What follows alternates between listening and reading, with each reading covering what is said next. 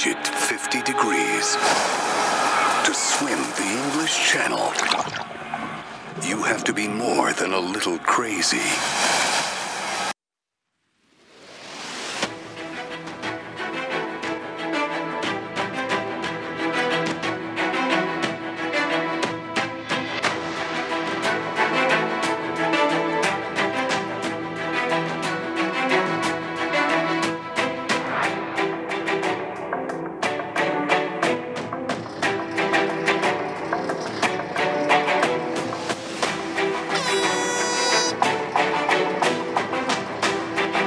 Starts crossing on.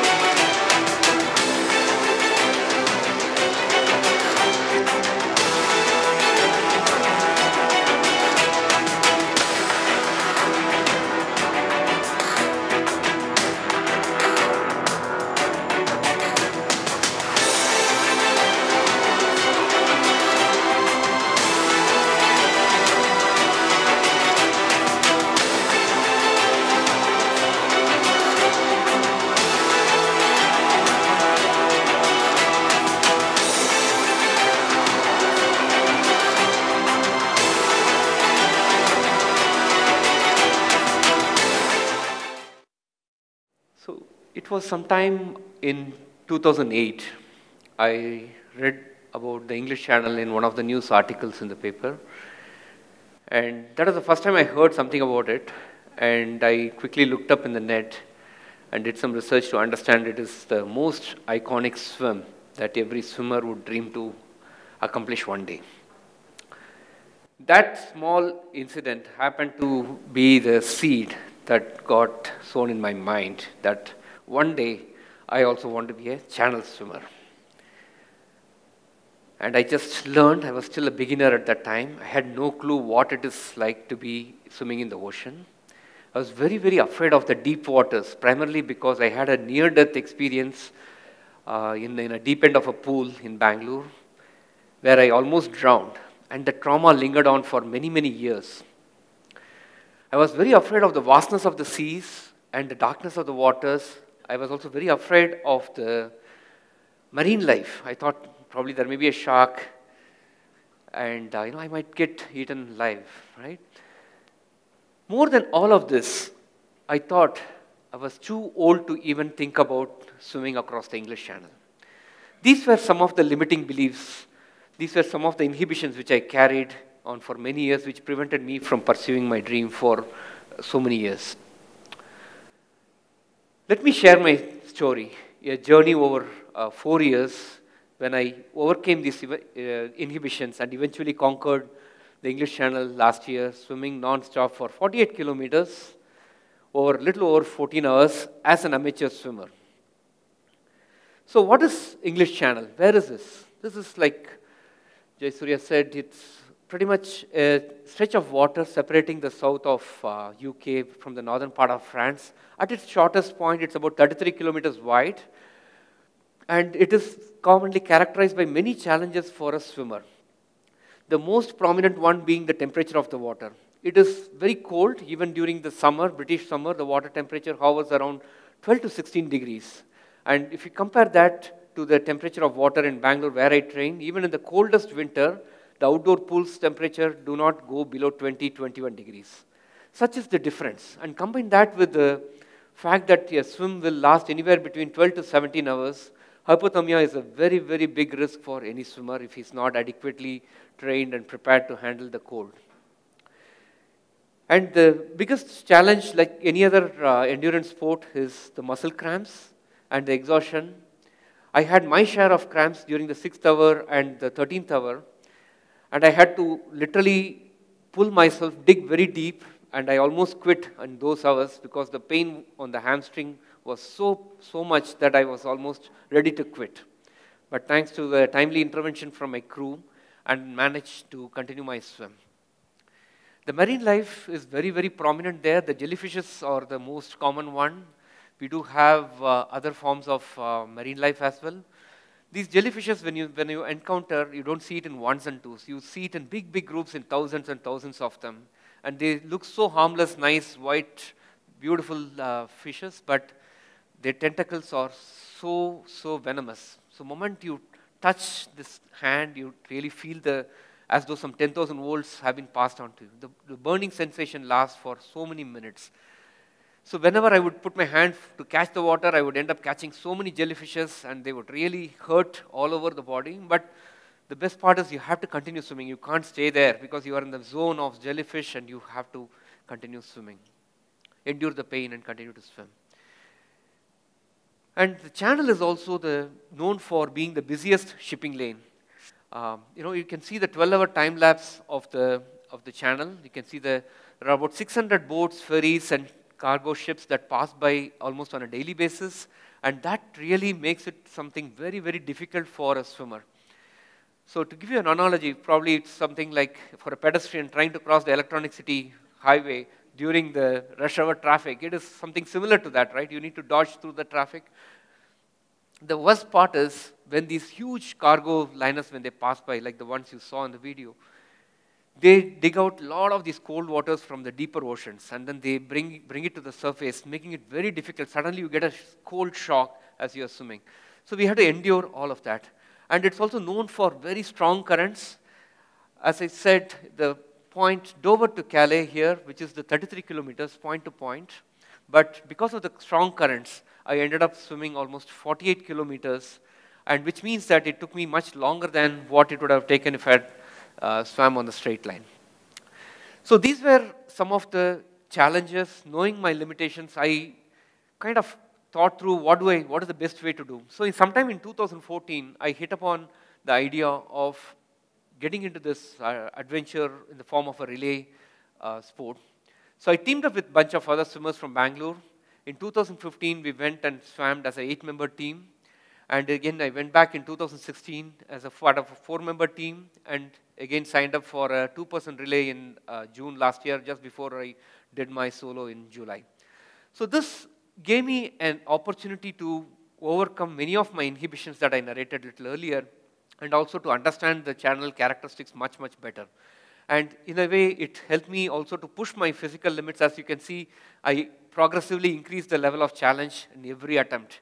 And that gave me a lot of confidence before I got into my solo in July 2018.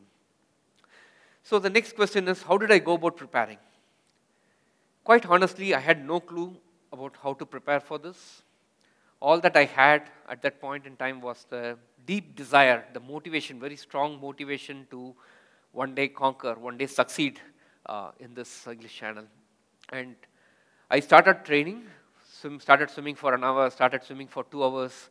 I realized that my body was not able to meet the nutritional needs. I was feeling very tired, exhausted, And I realized that being a vegetarian, the usual sambar, rasam, dal, chawal wasn't really helping me sustain the nutritional needs for such an endurance sport. So I had to take some professional help to understand, tailor my body needs, metabolism, and try to work on my feeds in a way that I stay within the boundaries of being a vegetarian and yet meet the nutritional needs for the day. It's not just about the day-to-day feeds, but also on the big day, as you can see here, what kind of feeds, how do you manage to stay, ward off hunger, keep yourself energized, nourished when you're doing a 10-hour, 14-hour swim. I had to experiment with many different feeds to understand what sits within me, what works well for me, and so on. Because combined with the salt water, there is every possibility that you start puking. And the next biggest thing which was worrying me was being a late starter, I realized my strokes were not as fast, or my swim speed was not as fast and as efficient as I would have loved to, because this will directly translate into the duration of my swim on the big day. So I had to take again some professional help. I traveled to a FINA training center in Thailand. So took the help from a coach there who helped me understand my biomechanics, understand the posture, and help me correct my postures. That way I could increase my speed, increase my efficiency, stroke efficiency. So to give you an example, on the big day, my arms were rotating at about 60,000. I ended up actually rotating about 60,000 times. That is the kind of, every stroke, if I could catch that extra few inches of the water, I think that was the biggest saving for me. So I was focused more on how can I improve the efficiency. The other biggest threat for me, like I said, was the adapting to the cold water, because there was absolutely no possibility to get that kind of an experience here. I, in fact, went to Nainital sometime last year around this April-May time frame. Somebody said the lakes there is much colder, and I said, let me go and try it out there. Yes, it was colder, but nothing prepared me for what I had to actually experience on the day one when I landed there in Dover on June 11th. I quickly went for a dip in the sea there, and believe me, I could barely survive for 10 minutes in that cold temperature. It was such a shock for me. I really felt terrible. My hands became numb, legs became numb. I had to come out of the water in 10 minutes and get myself warmed up. Such was the cold shock that I really felt miserable, that I was so grossly underprepared for that event. But not the one to give up so easily. I said, no, I'm not. So I will come back next day and push myself every day to increase my exposure to the cold water. It was really amazing to see when you're strongly determined, when you're totally believing that you're going to do this, how the mind and the body starts working in tandem and starts adapting to the ecosystem there.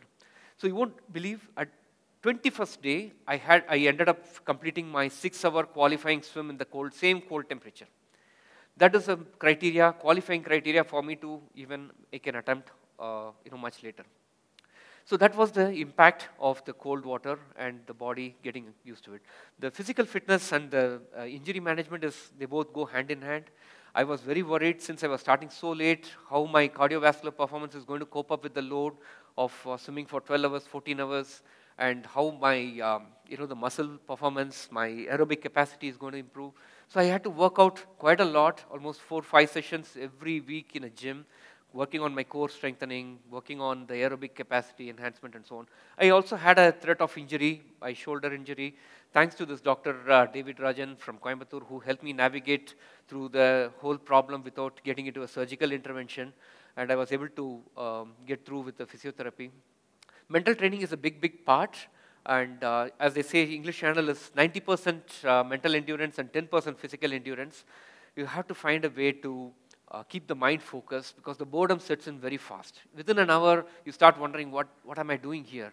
Why am I even doing there? And the pain becomes so much dominant, you just feel like quitting. And I had to train myself on various ways to understand how I can keep my mind focused, occupied, and so on and so forth. As I was preparing for this for 3 to 4 years, I also realized that I had to juggle across various priorities, be it family, work, travel, sickness, injury, and the training, and so on. And really, what helped me in all these moments was to really understand and put this training for the channel as one of the top 3 priorities, and made sure that I hit my weekly goals of mileage, and that kept me going in the entire journey. So there are obviously many, many learnings. I learned a lot about myself in the last 4 years than ever in my entire life. And at this point, I would invite you all to take out the nuggets of the learnings here and draw parallels to your own pursuits and apply them in your own ways. First and foremost, one thing I will say is there is never going to be a better time to pursue our dreams. Just do it today. I really regret having waited 10 years to pursue it because like I said, I was literally nothing, quite literally nothing. And on the day one when I had this dream, and then to start implementing, executing the dream, putting an action plan behind it, it took that time and it took that mental preparation to achieve what I had to achieve. So let's start doing it today. That would be my single piece of advice. So as I started talking about my dream, there were a lot of disbelievers, naysayers who kept saying, everybody, obviously they're worried about my safety. They felt probably I'm thinking or I'm trying to do something stupid which may harm myself in that process. And they kept me pulling down initially. But every time I had to dig in very deep and really had to really had to believe in myself, yes, I'm going to do this one day, come what may. And every time I would go back and train harder, prove them that I'm hitting those milestones, I'm hitting those training plans that I had. And I was also a little worried about it, so I started reaching out to many people, those who have completed successfully, as well as those who could not complete in their attempt, to understand what failed them, what went wrong in their preparation, and how can I learn from those gaps. That really gave me a lot of confidence and helped me to prepare myself much, much better. So there is no two ways about practice. We all know that we had to practice a lot. But here, in this case, the biggest problem for me was I didn't know what is the extent of practice is sufficient to say, yes, I can swim across the channel. So I had to really swing the pendulum to the other extreme, train harder. I had to train for every possible scenario, be it swimming in total darkness, swimming in the very, very choppy waters, swimming in the cold condition. Every scenario that I could envisage for my big day, I had to train, practice, and that really helped me eventually when I swam across the channel. And in a long goal like this, obviously defining intermediate goals, be it completing a 10-kilometer swim, completing a 20-kilometer swim, or a 6-hour swim, it was extremely important for me to not only say that I'm going in the right direction, but it is also a big motivator for me to say that, yes, I'm hitting my goals, I'm going in the right direction. And I would celebrate all those wins, by way of taking a break or a time with family or, having a small ice cream in Dover seafront right after the swim. So it was a way of making myself happy and staying mentally tough, just like in any other endurance sport, it becomes a very, very key element here. Because in the water, you're all the time only looking down. There is nothing else to look at, and you're all the time just thinking about something, keeping the mind occupied. It's not just on the big day, when you're in the pain, severe pain, when the cramps is really threatening to stop the swim. I had to really raise the threshold of my pain tolerance to ensure that I don't quit because it is hurting. Because it was one day I had to endure the pain, the next day I was going to be a channel swimmer. That was the single biggest motivation which kept me going. But there are a lot of instances during the entire preparation when I felt down and out that I was ready to quit. One such instance was when I was training in Dover and I had left my entire swim kit, my phone, my apartment keys, everything on the beach. That's the way I normally train. Everybody does that. And then I went for a swim. Within 5 minutes, my bags were stolen. Quite literally, I was on the streets, literally that day, looking at what am I going to do next. I didn't know whom to contact. I didn't know where to go. Everything was lost. I was on the street. But moments like these are the ones which really test us to the core, test our determination, commitment to the core. Very next day, I came back and hit a 6-hour swim. That's my way of getting it back into the training regime and making sure that I don't get lost in all these distractions. The last point, being thankful for all these opportunities is extremely critical because I used to take many things for granted. My family's support, my coach's support, friends' support, everything is very, very important. As I stood that day in Samphire Ho Beach when I was just about to start my swim to the French shore, this was the single biggest thought that crossed my mind. There are so many people who are better qualified, who are better trained on that day to have accomplished that feat. But because of some divine thing, I was there at that moment, given that opportunity to make that attempt. So it was such an emotional moment for me. I really wanted to thank, my wife is here. So I just wanted to thank her for giving me that support. Sorry. So here is my mantra for success. A simple thing, we all have dreams. Just convert them to action plan. In my case, I converted them to a series of relay events, which really gave me the confidence to go and attack the big one. Back it up with a lot of commitment and hard work. Be ready to make a lot of sacrifices. The biggest sacrifice I had to make was my sleep. I had so much of sleep deprivation, and I would probably sleep many days for just 4 hours, 5 hours, so that I can maximize my training.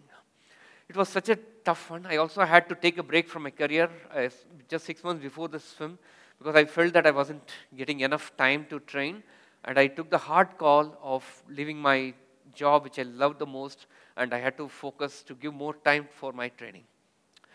And as I said, expect the unexpected. This is the most important thing. Do not expect everything to go in the planned way.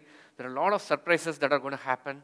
We all need to be ready to face that challenge, and definitely the success is on its way. Friends, as they say, life begins at the end of our comfort zone. I truly understood the meaning of each and every word in the last 4 years. And I now have bigger dreams to follow. If I can do it, I see no reason why any of you here cannot follow your dreams. As they say, we only live once. Let's make it count. Wish you all the very best. Thank you.